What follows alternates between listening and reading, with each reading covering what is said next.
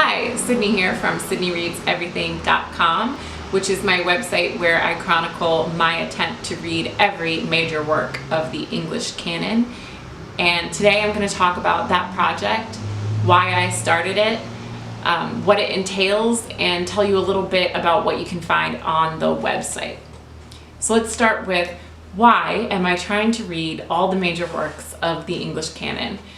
So quite a few years ago, I had to take a test to see if I knew enough about English literature to teach it on the the high school and middle school level. And that test had questions where they gave you the first line of a novel and asked you to identify the novel, which is kind of a crazy thing to expect anyone to be able to do, because if you have a 4-year degree in literature, you don't read every work by every author. You don't even read one work by every author. So Chaucer and Milton were offered in the same semester, and I took Chaucer but not Milton. Hemingway, Faulkner, and Nabokov were offered in the same semester, and I took Nabokov. So I don't know every writer. I don't know the first line of every text. So while I was preparing for this test, I thought a lot about how there are gaps in my knowledge of the English canon and thought I'd like to fill them in. And so I started reading. At first, it was one work by every significant author, and then I started adding more works by each author and more obscure authors, so the book list is quite long now. About a year into the project, I read them chronologically. So after I'd been reading chronologically, starting with Beowulf in translation, I can read Middle English, not Old English, but starting with Beowulf and moving forward, after about a year of that, my friends and relatives were getting pretty darn sick of hearing my thoughts in exhaustive detail about books that they themselves had not read. So I figured, as a way of chronicling my reaction to reading English literature chronologically, I would start a blog. And for my first post, I wrote about Sir Gawain in the Green Knight. Let's see, it's right here. Sir Gawain, I don't know. Sir somebody in the Green Knight, which is a wonderful book, but I just took a picture of it in my backyard, and I thought, that's not interesting to anybody. People will click on a picture of a girl before they'll click on a picture of a book, so I might as well put pictures of myself dressed as the characters, or in some cases the authors, onto the blog.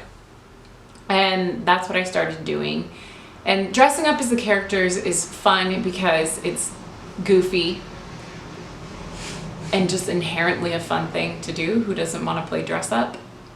But it also gets my friends and relatives involved as characters or as photographers. And to me, it symbolizes the transformative quality of reading literature, because there's nothing closer to becoming another person than reading their thoughts. And in literature, you get to read someone else's thoughts. And yes, they're a fictional character, but I think in some way you become that character when you read. Aren't we all Harry Potter to some degree? Or maybe you're Hermione. I might be Hermione. Or Ron. Anyway, so yeah, that's the dressing up part.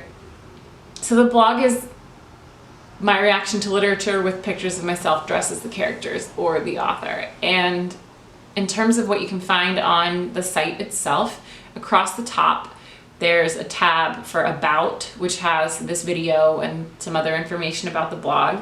Then you have a tab for Lost Ladies of Literature, which is where I'm collecting information about and links to the full posts on works by female authors who I never heard of as an English major and who I think I should have as a woman who was frustrated with a very male-dominated curriculum.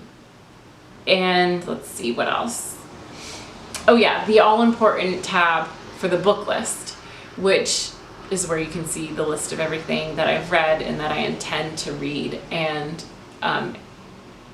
most of them are hyperlinked to a post. The early ones are not all hyperlinked to the post because I started the blog a year into the reading project and I didn't go back and post about everything I'd already read. So, but if you scroll down, you can see what I've done so far and what I intend to read and post about soon. I update the list constantly. I mostly add things, but every once in a while I take something off. The rest of the features of the blog are in the sidebar. So at the top, you'll see the search bar. You can search for authors or texts you might want to read about. Then there's a button to follow where you can enter your email and get updates whenever I post. Then there's social media. I really don't use Twitter. It's set to tweet a link to my posts whenever I do post. So if that's something you want, you can follow me on Twitter. Also Instagram. I do post about this blog a bit. I post about what I'm reading or behind the scenes pictures during photo shoots or pictures of items that I'm knitting that might appear on the blog. Then there's further down the sidebar, keep scrolling, there's the gallery, which has images from every post that's gone up so far. Then there's recent posts. You can see other things that have been added to the blog lately. There's a little bit of my Instagram feed. You can check it out, see if it's something you'd be interested in following. And then there's a link to the categories. I'm not the best at remembering to add categories to each post, but some of them are tagged with like Gothic literature, and then you can check that out, or poetry, or Victorian literature, which is the era that I'm in right now, or feminism, whatever it might be.